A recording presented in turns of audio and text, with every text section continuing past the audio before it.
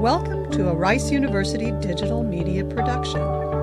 For more information about us, please visit our website at www.rice.edu.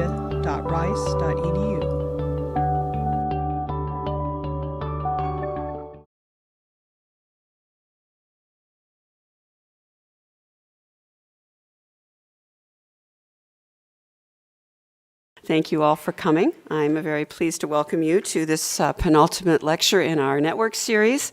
My name is Susan McIntosh, and I'm the director of Scientia.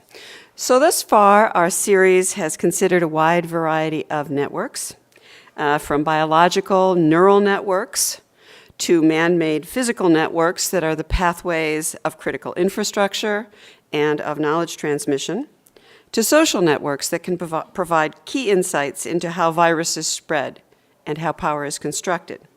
If you missed any of these previous lectures, I just want to take the opportunity to remind you that they are available as webcasts on our Scientia homepage. So our lecture today picks up the theme of networks and their role in the construction and operation of power, using the example of the Dutch East India Company, which was chartered by the Netherlands in 1602 and authorized to carry out all colonial activities in Asia, and then viewing it as composed of intersecting networks of trade, administration, settlement, legal jurisdictions, and migration. Our speaker has, in her study of the Dutch East India Company, carved out new terrain and opened novel insights for the understanding of early modern empires and a global history that stretches across the Indian Ocean from South Africa to Southeast Asia. Kerry Ward has taught in the history department at Rice since 2001. Her educational trajectory seems to have tracked the old British Empire. She received a BA from the University of Adelaide, South Australia, an MA from the University of Cape Town, South Africa, and a PhD from the University of Michigan. Her research has been supported by grants from the American Council of Learned Societies and the American Historical Association. Her book, Networks of Empire, Forced Migration in the Dutch East India Company, was published in 2009 by Cambridge University Press to great critical acclaim. She's published numerous book chapters and refereed journal articles and has racked up enviable numbers of frequent flyer miles presenting papers at international conferences and seminars. She's the newly elected secretary of the World History Association and is the co-editor for World History of History Compass, an online peer-reviewed journal published by Wiley-Blackwell. She is also, I'm happy to say, the director of Rice's new African Studies program, which will offer a minor in African Studies beginning in the fall. So I hope you will join me in welcoming Kerry Ward to the podium to speak on Networks of Empire.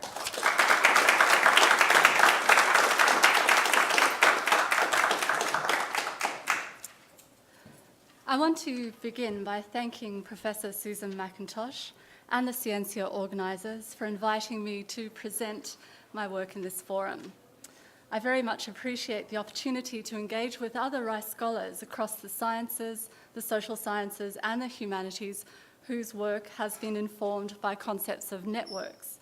And I'd like to thank you all for attending the talk today. I very much appreciate you all being here. Although it looks like I'm beginning my talk with shameless self-promotion by showing you the beautiful cover of my book. Hello. Is your microphone on? I don't think so. Does it need to be turned on? Yes, please. I feel like a TV There you go. person. Thank you. That makes a big difference. I thought I was whispering. Okay. Well, maybe I am engaged in shameless self-promotion, but I didn't think so. This is actually the African paperback edition that is not available for sale in the United States. So you will not be seeing this image in bookshops or online. However, the hardback edition, with slightly less spectacular cover, is readily available. But in many ways, I'm going to come back to the image on the cover of this book as it in some ways captures the essence of my talk today. The talk will contain three intertwined elements. Firstly, a summary of my thinking around networks of empire in the Dutch East India Company from my book. Second, the implications of these Indian Ocean networks for the reinterpretation of national, community, and individual histories as expressed in various forums of public history, which has been another thread of my research in the past 20 years. And thirdly, my recent thinking about concepts of imperial diasporas in the Dutch East India Company. And let's hope this works. In the Cape Town spring of 1997, one of the 20th century's greatest heroes, Nelson Mandela, the first democratically elected president of South Africa and a Nobel Peace Prize winner, met with one of the century's most notorious dictators, General Suharto, president of Indonesia, who came to power after a bloody coup in 1965 that ushered in over 30 years of authoritarian military rule. One official event in Suharto's South African visit involved the two elderly presidents paying homage to a shared national hero. They trudged up steep stone paths with their entourages in tow to visit a small, whitewashed, green-domed kramat, or tomb, on the coastal area just outside of Cape Town, which is called Makassar. At the kramat, they both paid homage to a shared national hero, a 17th century Muslim saint known locally in South Africa as Sheikh Yusuf of Makassar, after whom the area is named. Sheikh Yusuf was a nobleman and spiritual leader born in the 1620s in Makassar, which is located, if I can use this thingy, in the eastern regions of the Indonesian archipelago. When he returned to the archipelago after his religious pilgrimage and training, which spanned the entire Indian Ocean, he lived as a high-ranking religious and military leader under the patronage of the Sultan of Banten, whose port city-state was located on the northwest coast of Java.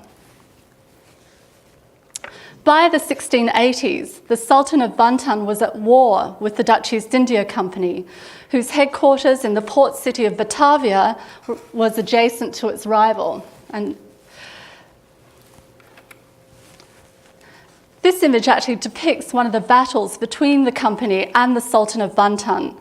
The image also details the multi-ethnic militias that fought the battles on behalf of the Dutch East India Company and also engaged in other battles against indigenous polities under their employ.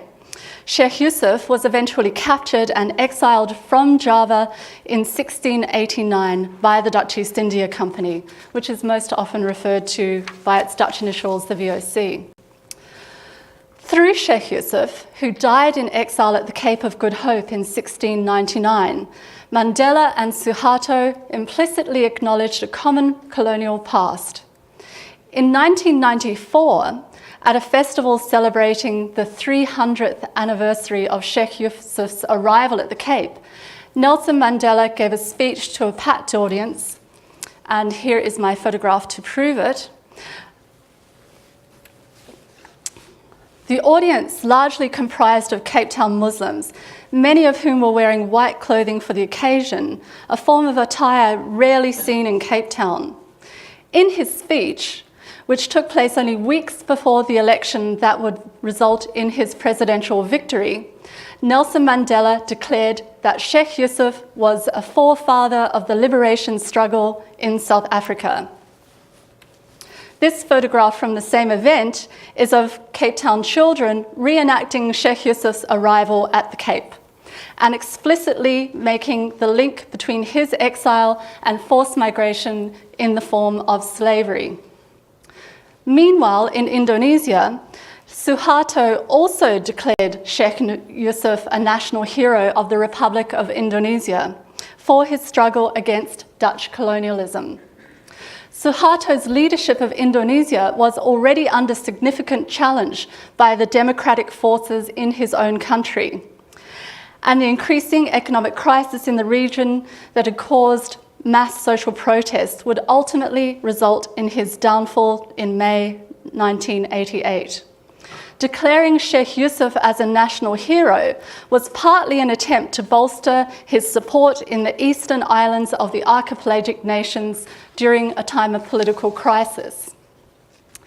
But let's return for a moment to the event of 1997 involving Presidents Mandela and Suharto at Sheikh Yusuf's Kramat. It was obviously staged as a public relations exercise that punctuated the more pressing bilateral negotiations taking place between the two leaders. However, their bonding moment over a relatively obscure historical figure highlights the complexities of historical interpretations that forge national pasts. 10 years later, in 2007, President Thabo Mbeki, the first South African president to visit Indonesia, claimed that Sheikh Yusuf was, to quote, a freedom fighter who fought against Dutch colonialism, alongside the unsung heroines and heroes who were transported as human cargo to the Cape to serve as slaves to the colonists, and who became the builders of our nation. This slide is of the current president of Indonesia, President Yudhoyono, visiting Sheikh Yusuf's Kramat, which has now become a newly invigorated pilgrimage site for most Indonesians and Malaysians visiting South Africa. Successive presidents of the independent modern nations of South Africa and Indonesia continued to invoke 17th century links between the two regions as a shared history of forced migration, of slavery and political exile. But they never mentioned that the regions were also linked through penal transportation.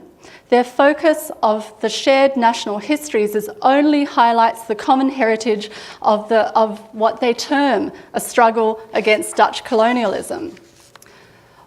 Although these presidential speeches serve contemporary political agendas, they do, indeed, represent a contemporary reinterpretation of historical narratives of the nation in both South Africa and in Indonesia. For South Africa, a post-apartheid nation building requires a history of inclusion in the struggle against oppression and dispossession of the majority by the minority. Indigenous, African, resistance and forced migration of peoples from around the Indian Ocean are presented as paired processes of a colonial past that is interpreted as a direct precursor to the struggle against apartheid. For Indonesia, historical networks across the Indian Ocean to South Africa exist in a much broader continuum of cultural expansion and migration that began with the great trans-Indian Ocean voyages of the Malay seafarers to Madagascar, nearly a millennium before Sheikh Yusuf arrived at the Cape in 1694. But even within this longer historical trajectory of oceanic networks, it is the importance of a shared Islamic heritage that is of much greater significance to modern Indonesia as the most populous Muslim nation in the world today. Sheikh Yusuf was, during his own lifetime, a scholar of great renown in the 17th century Indian Ocean Islamic networks, and therein lies his main significance for Indonesians. Although Sheikh Yusuf is revered as a common national hero who was exiled for both his religious beliefs and his political struggles against the Dutch East India Company, the history of forced migration, particularly in the form of slavery, is not emphasized in Indonesia.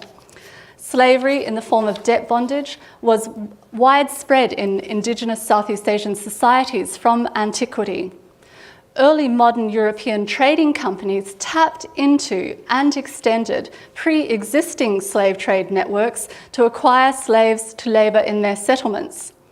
Neither South African nor Indonesian narratives of Sheikh Yusuf as a national hero highlight the fact that he went into exile accompanied by an entourage of 38 people, including members of his family, religious disciples, but also several of his personal slaves. In South Africa, acknowledging that Sheikh Yusuf was a slave owner would dilute the symbolic force of his struggle against Dutch colonialism. In Indonesia, the issue of slave ownership would be irrelevant because debt Slavery was an ancient and ubiquitous indigenous social practice governed by customary and religious law codes. Bondage was only later adapted into chattel slavery by the Dutch in the evolution of their empire. This unlikely scenario is from the 1952 South African official Van Riebeeck Festival, sponsored by the government, which celebrated the 300th anniversary of the arrival of the Dutch in Africa. The photo depicts an obviously fictionalised reenactment of the Cape Governor, Simon van der Stel, welcoming Sheikh Yusuf and his family into exile at the Cape as they disembarked from their Dutch ship. Less explicitly acknowledged within this new hagiography of Sheikh Yusuf as a shared South African and Indonesian national hero and anti-colonial freedom fighter is the shared past of these two nations through the Dutch East India Company itself. The Dutch East India Company developed from a merchant trading company into an Indian Ocean-wide empire, which claimed sovereignty over parts of the Indonesian archipelago and the Cape of Good Hope during the course of its existence, from its inception in 1602 to its bankruptcy and dissolution in 1799. My book seeks to answer how this transition from trading company to empire took place, but it is also a social history that focuses on how people were drawn into the Dutch East India Company's legal jurisdiction, and specifically how people were transported against their will as prisoners of state like Sheikh Yusuf, or criminals sentenced to penal transportation, or slaves who were bought and sold across the Indian Ocean, or sometimes even a combination of these statuses simultaneously, as in the case of slave criminals. The Dutch East India Company was formed in 1602 when the States General of the United Provinces of the Netherlands, depicted here in all its grandeur, granted an exclusive charter to the company for trade east of the Cape of Good Hope and through the Straits of Magellan. The company itself mirrored the split sovereignty of the United Provinces in its own bureaucratic organisation, which comprised of 6 provincially based chambers. As Julia Adams argues in her book Familial States, these governing bodies were controlled by members of a hereditary merchant regent elite whose own familial networks overlapped and ensured their continual power. The company was also part of these familial networks, which extended from Europe into the governing elites of the company empire.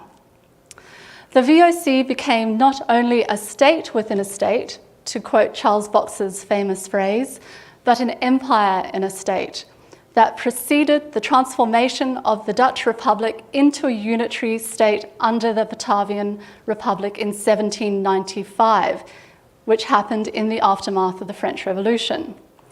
The Dutch East India Company networks therefore contributed to the complexity of structures of sovereignty as they emerged during this period of state formation in early modern Europe.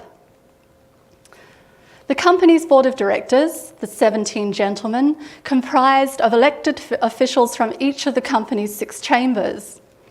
They were the ultimate decision-making body and controlled the composition of the fleet and of commercial policy.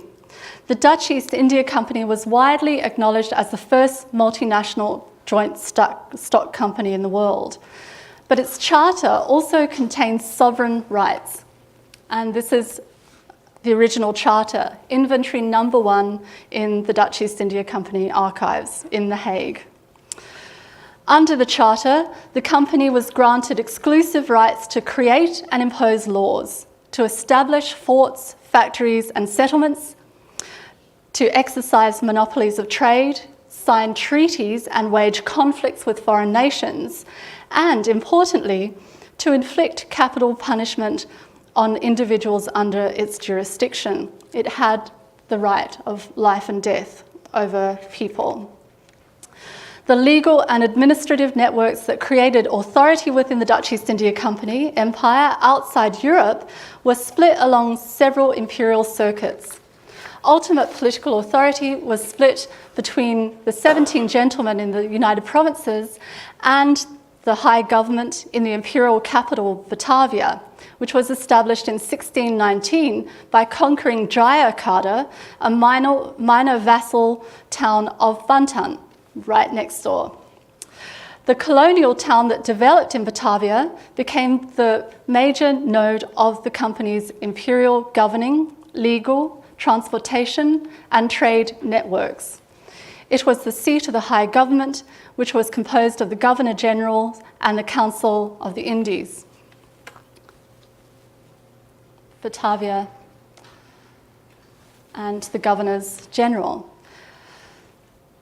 However, these policies, the Governors-General and the Council of the Indies made decisions and set policy and laws for the entire empire through the administrative and legal networks that partially constituted imperial sovereignty. However, these policies and laws were always subject to local variation and amended according to local contingencies. Imperial sovereignty was therefore also subject to local conditions, and this produced very different forms of company rule. At the Cape of Good Hope on the southern tip of Africa, the company claimed territorial sovereignty over the region through a series of unequal treaties signed with indigenous Khoikhoi leaders in the 1670s. This not only made the Khoikhoi into company subjects, but also created the conditions for the evolution of a permanent settler colony. This panorama was actually drawn by the wife of the British secretary just after the conquest of the Cape by the British in 1808. At the other extreme, in the far eastern waters of the South China Sea, the Dutch East India Company was the only European trading company allowed to trade with Tokugawa, Japan from 1638 onwards. The Dutch had no sovereignty over their factory and very few legal rights at their settlement on Deshima Island, which is actually an artificial island in Nagasaki Bay. They were not even allowed to leave the factory area and travel to the mainland. In fact, Japanese officials insisted on their almost complete social isolation, including prohibiting Japanese prostitutes who sold sex to Dutchmen from having any further contact with Japanese men. The company accepted these very restricted terms of trade and social engagement imposed by the shogunate because they had no power to bargain for better conditions during treaty negotiations. However, both the Cape and Deshima were part of the company's imperial networks that spanned the coastal fringes of the Indian Ocean, from the Persian Gulf and South Asia. This is the company factory in Bengal, and company settlements in Sri Lanka, which were particularly important. This is an early slide showing a view of Colombo, which is now the capital of Sri Lanka. The Dutch conquered settlements on Sri Lanka from the Portuguese in 1658 for Colombo, and turned these settlements into powerful regional nodes in the company's South Asian trading networks. And you can see these networks emanating from the main settlements. Colombo and Gaul became important launching points for company fleets in the 17th century Indian Ocean, but were always secondary to the imperial capital in Batavia on the northwest coast of Java. This is another view of Batavia in the 18th century. During the 17th and 18th centuries, the Dutch East India Company created multiple networks across the Indian Ocean that included partial territorial and legal sovereignties which were bound into a single imperial web. The company did not seek primarily to become a territorial empire or colonizer. Its primary focus was always on trade and profit, and the governing directors had an obsessive eye on the bottom line.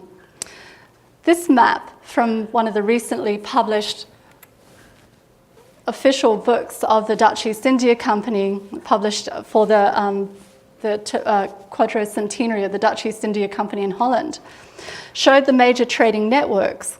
Significantly, the Cape is not even on this map because it was not a major trading node. It was primarily a refreshment stop for the transoceanic fleets. Batavia, as the company's imperial capital, was also the main nodal point for the governing of the empire and for the regulation of trade. This depiction of a Dutch merchant couple in Batavia and their slave shows the man pointing at the source of their wealth, transoceanic trade. Batavia developed into a multi-ethnic port city with the company as the governing body and the centre of legal authority. This image of one of the markets in Batavia highlights the multi-ethnic nature of the city and also the multi-ethnic nature of marriages of the Dutch to local women. The codification of company law extended from Batavia. Its laws were applicable throughout the empire. The company court of justice in Batavia was the highest court in the empire, operating as the appellate court as well as the superior court. In matters of criminal law, there was no recourse to justice in the United Provinces. Establishing the rule of law was a major occupation of the company rulers. The company's legal system, therefore, constituted a primary network within and outside the VOC empire. First, internally, through the application of civil and criminal law to its subjects, and second, externally, through treaties and international law negotiated with indigenous rulers and European rivals and allies. These aspects of the company's legal system in turn helped shape the evolution of a network of forced migration which comprised of the slave trade, penal transportation, and political exile. Slavery was illegal in the United Provinces, and unlike many other early modern European powers, there was no penal transportation from the United Provinces to the colonies. These were colonial legal categories. But these legal categories of bondage, slave, criminal, or political prisoner, were not confined by ethnicity, with one exception: Europeans could not be slaves. Apart from this exception, Batavia and the main settlements depended on many different forms of free and forced labour. This depiction of Batavia's Amsterdam Gate shows one of the only images of chain convict and slave labour. Because it is, I tried to get a close-up. Right. The artist has emphasised that these men were of different ethnicities according to their clothing. However, we don't know if they are convicts or slaves because they were often treated in very much the same way as free labour or free as in the sense of unpaid labour for the company. The Dutch East India Company instituted an innovation in slave trading and slave ownership in the Dutch East India Company by being a secular, institutional slave owner in its own right.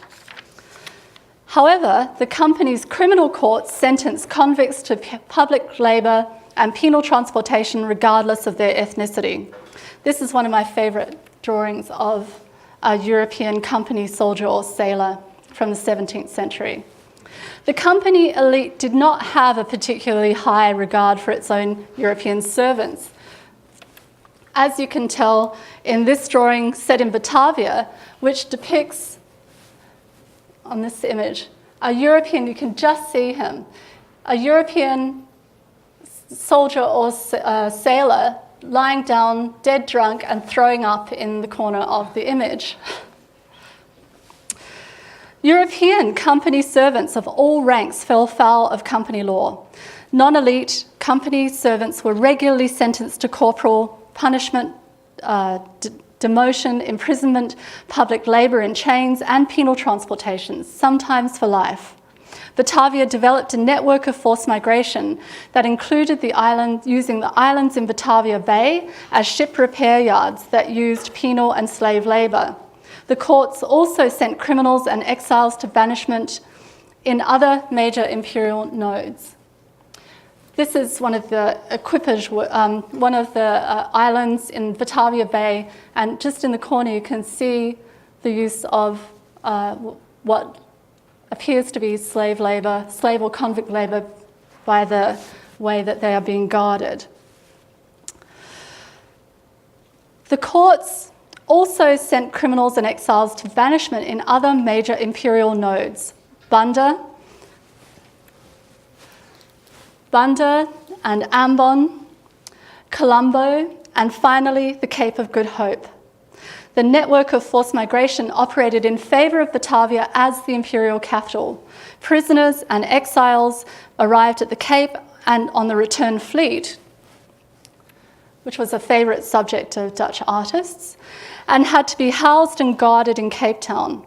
But the Cape Company officials did not have the same option to send prisoners to Batavia except in exceptional circumstances. Indeed, the Cape authorities used Robben Island as one of the main local sites for the exile of criminals, political prisoners and slaves who had been convicted of crimes. Robben Island, seen here in Table Bay,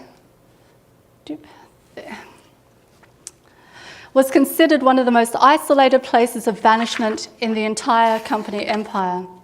Batavian courts occasionally sentenced criminals and exiles specifically to banishment to Robben Island and not the Cape mainland. However, it was used mainly as a site of local banishment.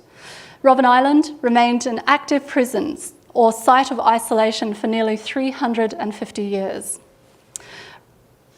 Nelson Mandela spent 18 of his 27 years of incarceration as a political prisoner on Robben Island. This photograph shows the grounds of the contemporary Robben Island prison, which has been preserved just as it was when the final prisoners were removed in the early 1990s. It is now a National Heritage Site and indeed a UNESCO World Heritage Site, and it operates as a museum. You'll note that in the background there is a small green-domed building that has a strong resemblance to Sheikh Yusuf's kramat. This is actually a tomb of one of the princes of Madura who was exiled to the Cape in the 1740s and became a religious leader to the small Muslim community. He died in 1758, and although his tomb was known, the kramat that you see here was not built until 1969 because of its location in the grounds of the prison. The negotiations between the state and the Muslim community to get it built were very complicated. The Cape of Good Hope was an ideal site of banishment for the company because it simultaneously was the most frequently visited port in the entire empire, and also the most isolated from indigenous shipping networks in the Indian Ocean. Both the outgoing and the return fleet stopped at the Cape for fresh food and water, to disembark sick soldiers and sailors for treatment in the company hospital, and for ship repairs. Adding exiles and criminals to these heavily armed fleets returning from Asia to Europe was an efficient use of the company's transportation resources and networks.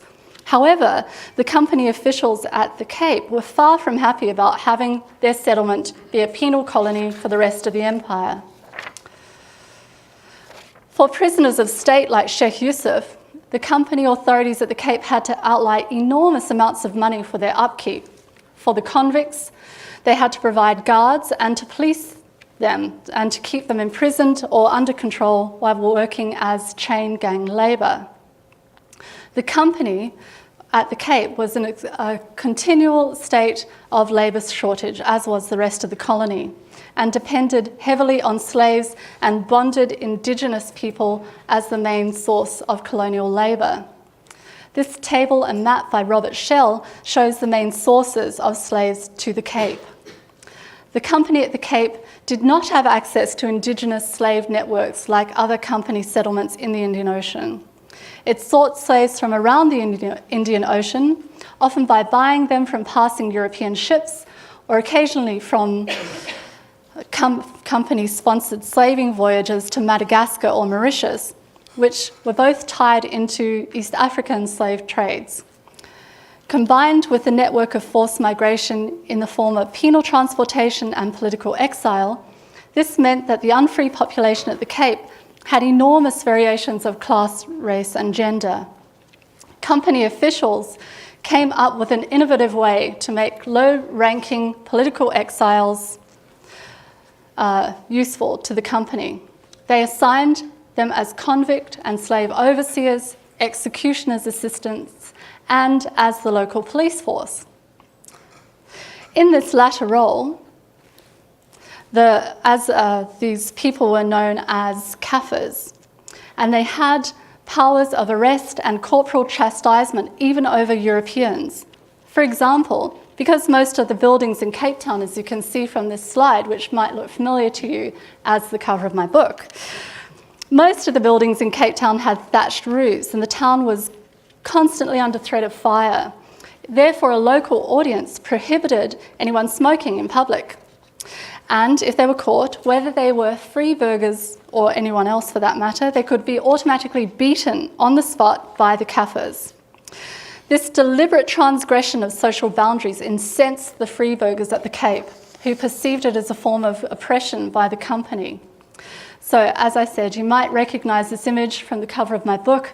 It's my favourite artist, Johannes Rach, in Cape Town, showing an Asian exile as either a slave or convict overseer. It is the only depiction of its kind that we have for the Dutch colonial Cape, and it has actually been used a number of times as a book cover, I must admit. This is partly because the image captures the complexities of the spectrums of bondage at the Cape, where you see, in all probability, slave women sitting, selling fruits and vegetables in front of the City Hall.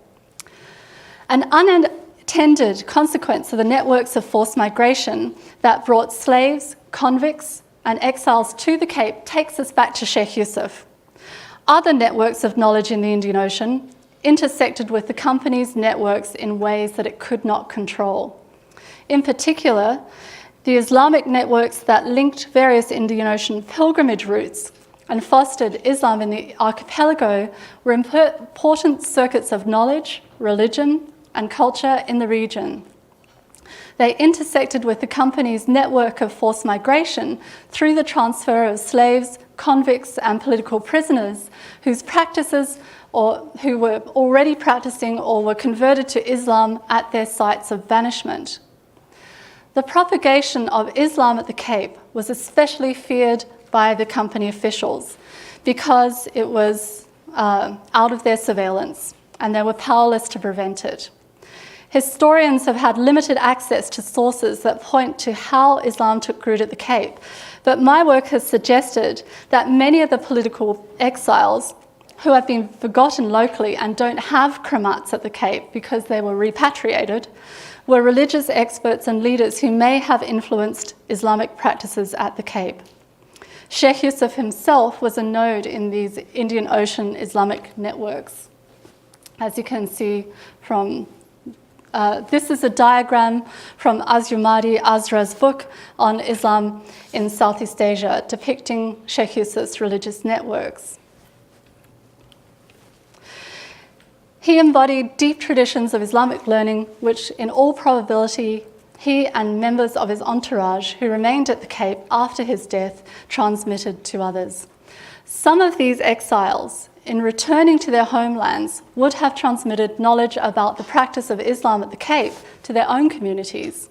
The implication here is that Islamic knowledge did not flow in one direction in these networks and that Islam at the Cape was not as isolated as it has been presumed. Symbolically, this is shown by Sheikh Yusuf's kramat in Makassar, Indonesia. He therefore has two tombs, and his family was repatriated in the early 18th century and insisted on taking his body along with them to be buried, which was often a common practice for high-ranking exiles. However, no one is willing to claim definitively where his body rests. He is considered to be in both tombs. I now want to turn to how these networks, and I'll try and do this very quickly, how these networks of forced migration in the Dutch East India Company and the recent research on slavery at the Cape have affected popular memory in South Africa. This is part of a new project that I'm thinking about around the concept of an imperial diaspora. 12 years ago, I published an article with the title, Remembering and Forgetting the History of Slavery in Cape Town, South Africa. This article came out of my master's research on popular memory and community at the Cape and argued that many people living in communities who had direct familial links to slavery in the 19th century had all but forgotten their slave heritage as part of their own personal and community histories. It was often the case that historians, using archival sources, knew more about family genealogies and particularly about slave heritage than individuals who were themselves descendants of slaves at the Cape. But particularly since the 1980s, many historians, including myself, have been committed to helping people gain access to historical research on the Dutch colonial period and on the British period of slavery, and also to gain access to the archives themselves so that people can do their own family research. As I suggested at the beginning of the talk, post-apartheid era in South Africa has generated a new inclusive social history of the South African past. The state has also implemented profound changes in school history curriculums that now include the history of Cape slavery. And there's been a shift of ideas around national heritage and history. This has resulted in some people actually seeking to find out about their own familial networks in the Indian Ocean. Unfortunately, as I know well, the Dutch East India Company archival records often don't contain enough information to trace individuals who were brought to the Cape as slaves, exiles, and prisoners from their homelands across the Indian Ocean. However, this has not prevented people from making profound connections with their perceived pasts, and in many Cape Town Muslims, this has led to a strong association of a shared cultural heritage with Indonesia and, by extension, Malaysia. There's been a blossoming of heritage tourism from Cape Town to Indonesia and Malaysia, to India and Sri Lanka, to China, and to a lesser extent, Mauritius. I've yet to hear of people going to Madagascar and Mozambique for this heritage kind of tourism. In rare cases, individuals have claimed direct descent from one of the many exiles that were brought to the Cape by the Dutch East India Company. In 1997, Mr. Ibrahim Manuel, a fisherman from Cape Town, was visited in his dreams by his dead father, who told him to seek out his family history. Mr. Manuel consulted old handwritten books in Arabic script, and sometimes in even older scripts that no one can read anymore. These books are mostly in private possession as family heirlooms and are referred to locally in Cape Town as kitabs, which is Arabic for book. He then went to the archives specifically to find out about two exiles, Dia Koasa and Dia Malela, from the island of Sumbawa in Indonesia, who apparently had been banished to the Cape by the Dutch East India Company in the late 18th century. However, there was no confirming documentation of their exile in the company records in Cape Town, and I was unable to confirm of their exile from archival sources I'd consulted. Mr. Manuel then continued his quest by travelling to his ancestral homeland in Sumbawa, using the kitabs and seeking confirmation from the Museum of the Sultan of Sumbawa and later from the Sultan of Sumbawa himself to claim his missing family and to claim that he was indeed a descendant of a royal Sumbawan lineage. Of course, not many people particularly want to be the descendants of criminals who were punished to penal transportation at the Cape. And being Australian, I find that hard to believe. But more often, people are seeking their past through the heritage of slavery or through political exile. Mr. Manuel's family story has appeared in a book by Paul Faber, Group Portrait of South Africa, 9 Family Histories, which was published in 2003. His extraordinary quest has also recently been the subject of a documentary film. While Mr. Manuel's search for his family roots is unique, it is not isolated. He is one of a number of South Africans who are seeking their own histories by tracing the paths that took people to the Cape in the networks of the Dutch East India Company Empire. Even if it is impossible for people to find their direct descendants, the focus on the movement of people through free and forced migration networks of the Dutch East India Company to the Cape from both Europe and from the Indian Ocean as it has a shared trajectory of early modern colonial history in South Africa. It's shifted the narrative from one that used to focus on the coming of European civilization to Africa towards one that recognizes the contribution of people of multiple ethnicities, religions, regions of origin, and statuses of freedom and bondage in the foundation of South African society. Thank you.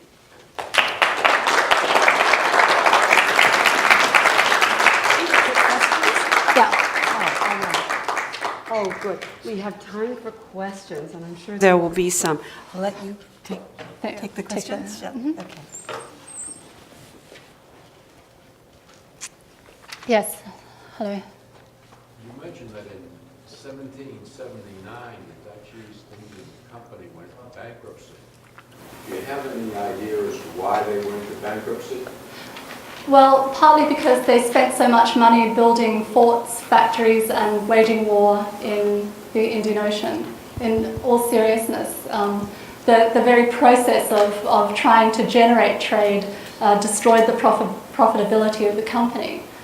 But as we know well, the bankruptcy of a company does not necessarily mean the bankruptcy for a company elite, so that the elites of the company themselves were not necessarily impoverished in the process of the bankruptcy of the company. But the company was actually the first joint stock company, and even we have records of domestic workers in Holland buying, penny stocks of the Dutch East India Company, but it's unlikely they ever saw any profit from their investment.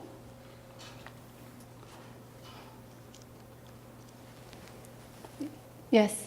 I was really interested in the way networks unfold, especially in a setting where things are centrally dictated. So when you were talking about legal provisions going out from Batavia, to what extent do you think those networks were what I would call strong networks, or were they dissipating networks as you moved away? So do you have a sense that the central control dissipated fast, or was it really strong on some links of the network? Right. Yeah, it was complete. complete. More sense of that? Yes, it was.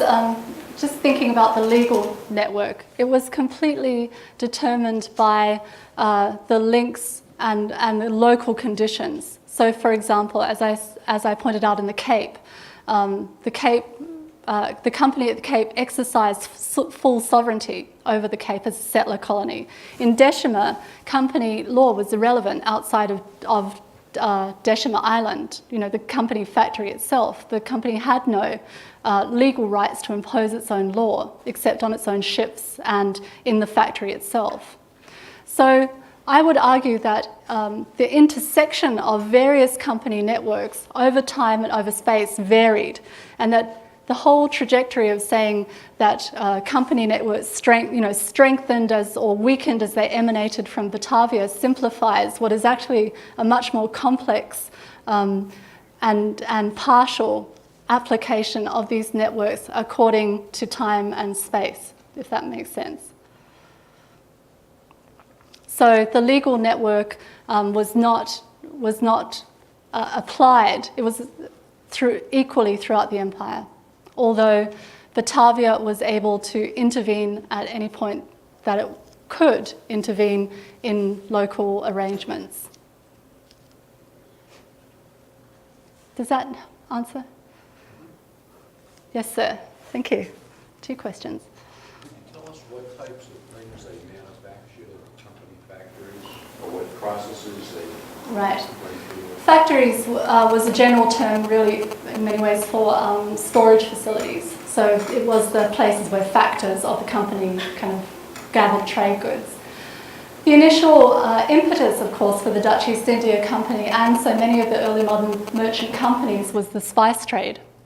So everybody, as an American audience would be familiar with, was after the sources of the spices. And the company nodes that I showed you in Banda and Ambon were actually the source of nutmeg and mace and cloves, the only places that those were grown. So the company actually sought to monopolize the sources of those elements. And they also sought to monopolize other forms of trade, like pepper trade from Sumatra, or intersect with other commodities. But the bottom actually fell out of the spice market by the end of the 17th century, and increasingly the company depended on being able to tap into plantation agriculture, developing sugar, for example, in Java, by which they farmed out land to Chinese plantations and then marketed the sugar, or pepper in Sumatra. I'm just using the archipelago as an example. Textiles, for example, from India were an important trade. I have a million slides I could show you of very beautiful objects. From China, porcelain from Japan were part of the trade goods that they were taking back to Europe. There was very little that they were actually bringing from Europe to trade. Increasingly, of course, tea was one of the staples of the trade. That's where the Cape differed, because it really didn't produce anything that was of great commercial value, although Cape wine was Napoleon's favourite, apparently. Yes, Kate? I want to ask a question about 17th century, 18th century, something like that. And I want to know if we can know anything about, not what Europeans were thinking about these categories, I'm about to just list, but what non-Europeans were thinking about categories like race and ethnicity and religious identity and class in the past. Mm-hmm. To unpack that from the perspective, can we unpack that from the perspective of non-Europeans? One of the sources that I have used, and many of us use, in trying to reconstruct or to create Cape social history are the criminal records.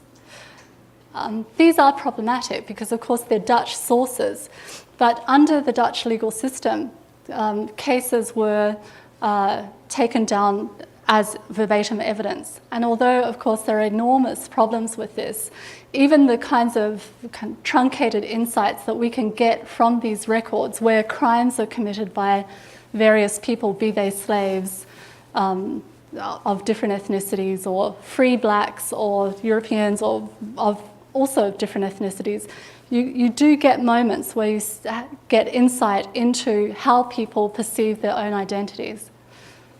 For example, I argue in my book that the shift from indigenous forms of enslavement that people experienced in, for example, the Indonesian archipelago, into becoming chattel slaves that were transported across the Indian Ocean to South Africa involved a traumatic reconceptualization of self-image, or an attempt to try and impose the conditions of debt bondage as their form of enslavement. So slaves would say to their masters, "I've worked for you for 10 years.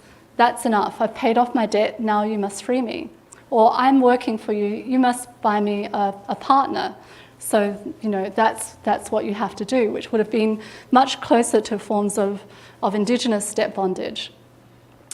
And when these requests are refused, there's often violent retaliation. So you can glean from some of these records, however problematic, some of the issues around religious beliefs, of perceptions of ethnicities, of forms of perceptions of bondage. And they have been the main source of the kinds of work that I do, obviously, because I'm looking at criminals. Indigenous Khoi, of course, become subject of the companies, so they enter into these records in the same way. Yes? You were talking about the way that public memory in Indonesia and South Africa is reconstructing forced migration and this period. I was curious if there's similar kind of activity in Europe around memorializing this period. That's what you talked about the 400 Right. of the company. Is that Yes. what does that look like, I guess? Yes, that the 400th anniversary of the Dutch East India Company in 2002. I had actually hoped to get my book published in that wave of publication that was taking place then, but it was a bit too early for me.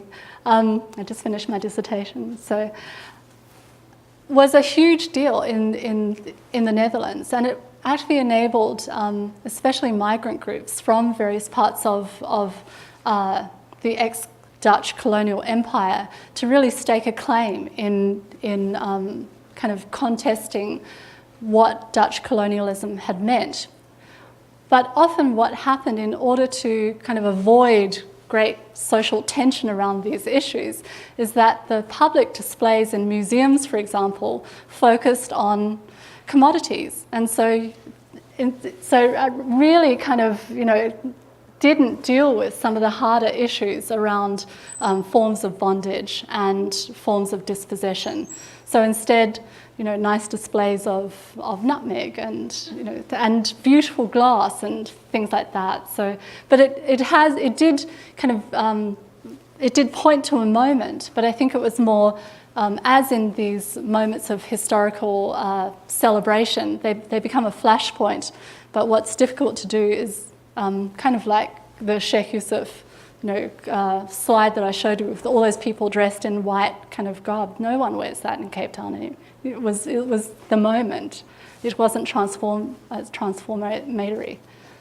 But the Dutch East India Company period is highly contested, but not as contested as the Dutch West India Company heritage, because the Dutch West India Company was one of the largest slave traders in the Atlantic slave trading system.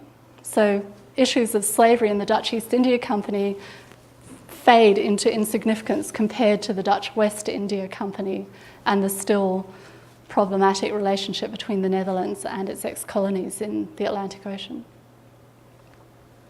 Yes? Just following from that, can you comment a little bit on how different the Dutch was from the British? Oh, sorry. The question is one of the biggest questions that you can ask, which is how different were the Dutch from the English? Because I've tried to construct an argument around how the empire looks very different, the Dutch East India Company empire looks very different according to where you're focused. It's hard to then answer that question as an overall kind of question for comparing to the British. Right. Well, there are a couple of areas that I think are interesting points of comparison, and one of them, as I suggested, as being Australian, is that the British state actually used its colonies for penal transportation, both its American colonies and then later its Australian colonies. So massive amounts of migration, hundreds of thousands of people were transported as criminals from Britain to first to the American colonies, and when they decided to break away, to the Australian colonies. That was very different than the Netherlands. The United Provinces did not have power, the States General did not have power to impose that kind of penal transportation on the Dutch East India Company. And so there was not the same flow of people in terms of penal transportation.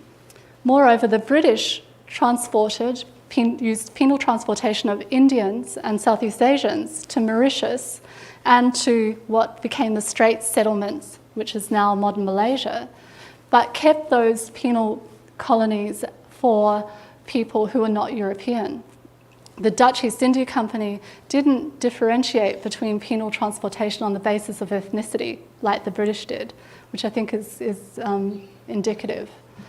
But of course it was the British conquering the Cape that ended the slave trade, although the slave trade the slavery continued for another 30 years. It was the British who, in conquering the Cape, actually cut it off from its supplies of slaves through the Indian Ocean slave trade and really shifted the networks of empire into a different configuration under British rule. Is that a hand up or? What year did that occur, the British conquering? Well, the other thing about split sovereignties is that whatever was happening in Europe ultimately had an effect on what was happening in the colonies. Well, with the gap of communication, it often meant that treaties or wars that had been declared in Europe kind of took a while to figure themselves out in the various colonies. But the British first conquered the Cape in 1795 as a result of shifting alliances in Europe and the French Revolution. But they gave it back under the Batavian Republic for about 5 years, between 1803 and 1808. But then they took it back again, and really just under various treaties from 1815, then the Dutch state that emerged in the aftermath of the French Revolution and the dissolution of the trading companies negotiated with the Dutch East India Company, with the British for an exchange of colonies that left the Cape permanently under British rule from 1808. Thank you. Thanks, everybody. I really enjoyed that. Thank you very much.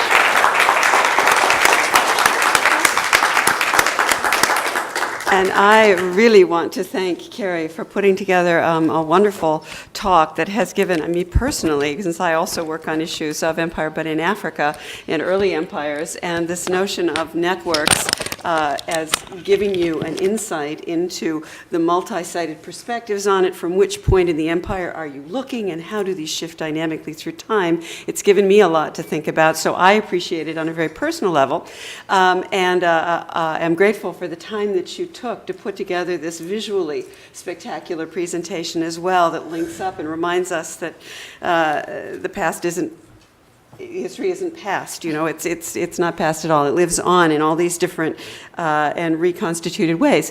Thank you all very much for coming, and I hope that you will join us outside at our reception and continue the conversation, and that you will also come to our last lecture in this series, which is Social Networks and Media by Dr. Craig Watkins from UT Austin on April 20th.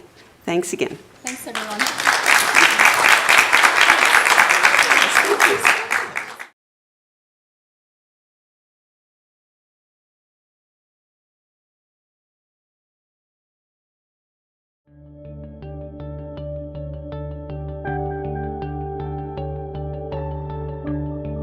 This program is protected by a copyright and may not be redistributed in whole or in part without the express written consent of Rice Digital Media Services.